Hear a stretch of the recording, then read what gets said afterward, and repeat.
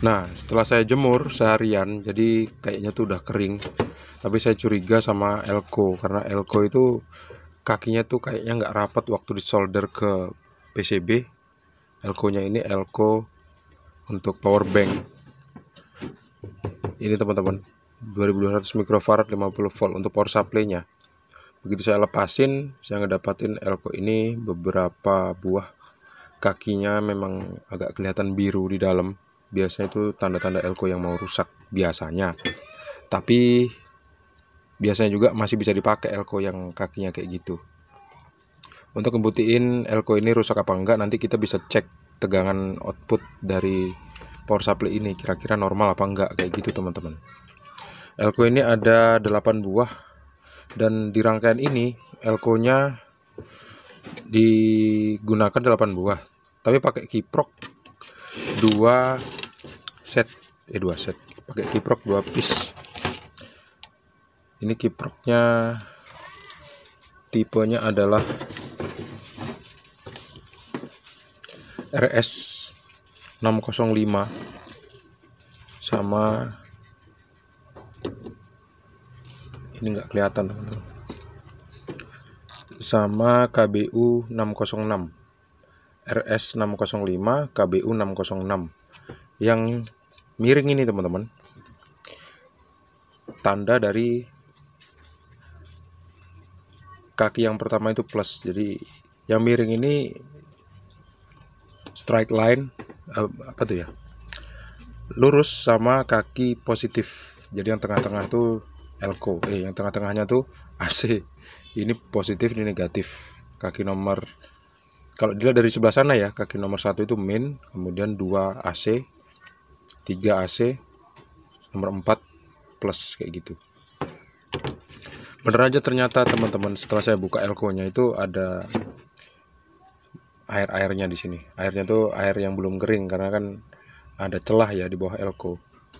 Jadi celah itu nggak kemasukan angin, akhirnya masih ada air-airnya. Sekarang airnya udah hilang semua. Waktunya saya pasang lagi ke jalurnya sini teman-teman. Ini ada jumper. Jumpernya masih kelihatan nyambung. Ya nanti kita ukur deh, kira-kira nyambung apa enggak jumpernya. Terus tadi saya ngeliat ada resistor yang kakinya tuh udah berkarat. Mana tadi ya kakinya? Ini salah satunya. Ini resistor kakinya berkarat.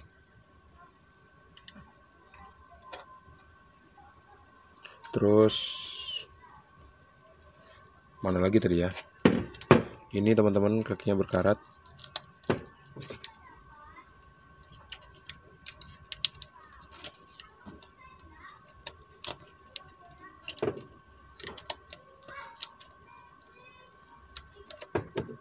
Ukurannya 2200 ohm 2K2. Nanti kita ukur, kalau misalnya dia bener-bener putus, kita bakal ganti dengan resistor yang baru ya. Soalnya kalau misalnya mati total seperti ini, biasanya memang ada jalur yang putus kalau amplinya tuh ampli tua seperti ini. Begitu kita lihat jalur belakangnya, udah banyak banget yang kelihatan rusak. Ini tuh udah berjamur, biasanya tanda-tanda korosi, tapi biasanya masih nyambung gitu. Ini kalau kita kerok ya, tuh masih ada tembaganya dia. Cuman dia korosi aja, cat hijaunya ini.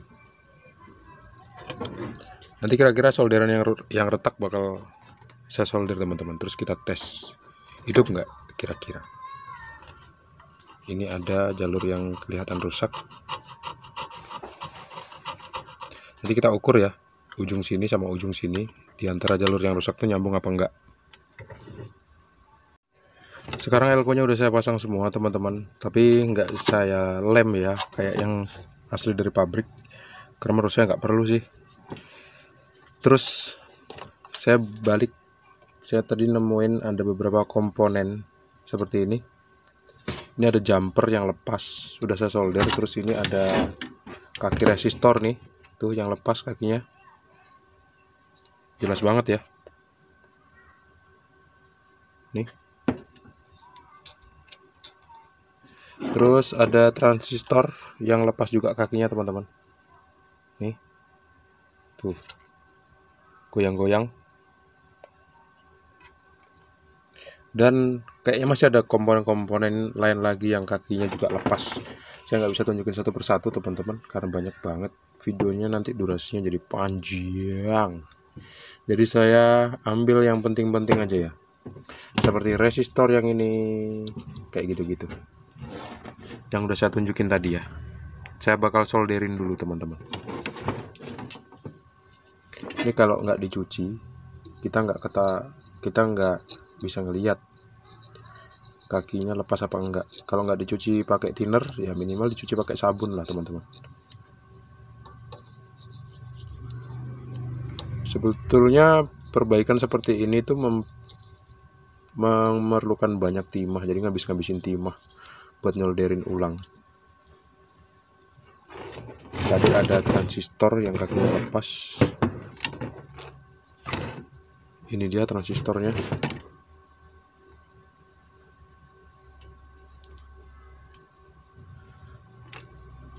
Kalau PCB udah tua kayak gini memang teman-teman, udah wajar.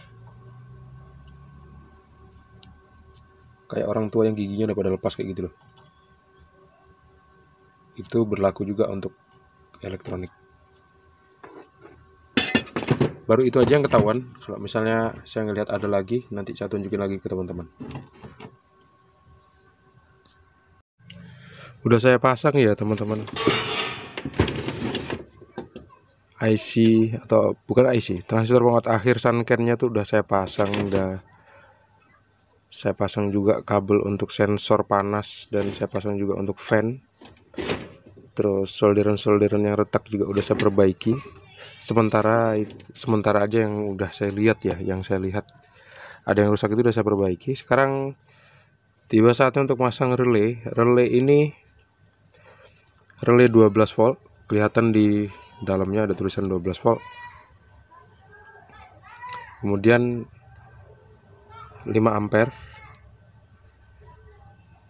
Dan yang bisa di handle sama relay ini yaitu 28 volt DC 5 ampere dan 250 volt AC 5 ampere.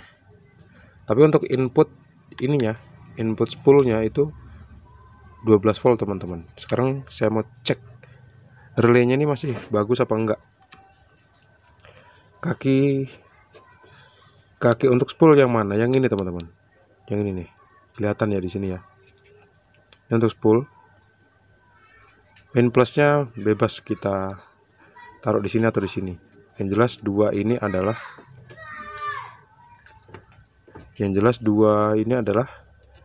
spool input. Saya taruh aja ini negatif ya. Terus adaptornya saya hidupin. Bismillah. Adaptornya kok nggak hidup. Sebentar, saya cabut dulu ya. Adaptornya nggak hidup teman-teman. Oh hidup tapi lambat. Nah sekarang udah hidup. Sekarang kalau positifnya saya tempelin ke sini, relaynya nanti bakal bunyi cetek gitu ya. Tuh bunyi dia. Ternyata relaynya masih bagus teman-teman. Lihat ya, ini ada tembaga. Tembaga ini bakal bergerak kalau misalnya saya kasih kutub positif di sini. Tuh, gerak dia.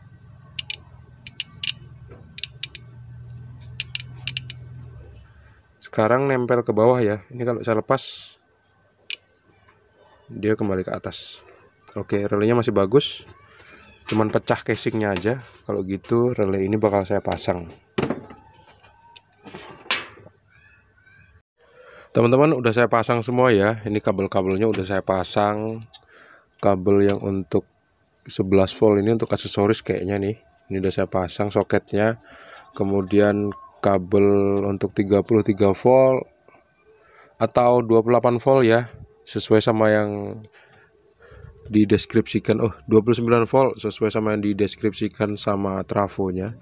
trafo yang asli, yang ini bukan. Ini pajangan doang. Terus relaynya udah saya pasang, relaynya tadi udah dicoba, bagus. Kemudian resistor kapur yang lepas kakinya udah saya solder, soket yang untuk output udah saya pasang teman-teman. Ini dia. Sekarang saya mau uji coba ya, mau saya colokin ke arus listrik plus 20 volt.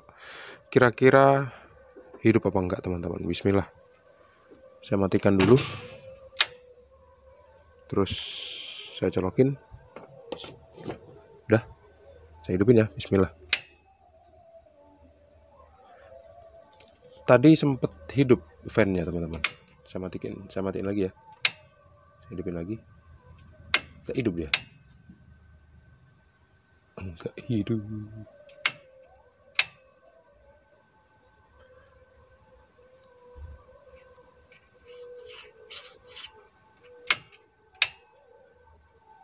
Oke, masih belum berhasil. Saya mau bongkar lagi. Tapi sebelum itu saya mau cek tegangan di kaki alko situ. Atau di kaki kiprok, ada nggak tegangannya? Teman-teman, ternyata ampli ini hidup. Setelah saya bongkar dan perbaiki itu. Cuman LED-nya memang nggak nyala. Yang ini nih. Saya tahu hidupnya dari mana? Dari relay. Relaynya tuh bergerak saat saya on-kan. Sekarang saya on-kan ya. Bismillah.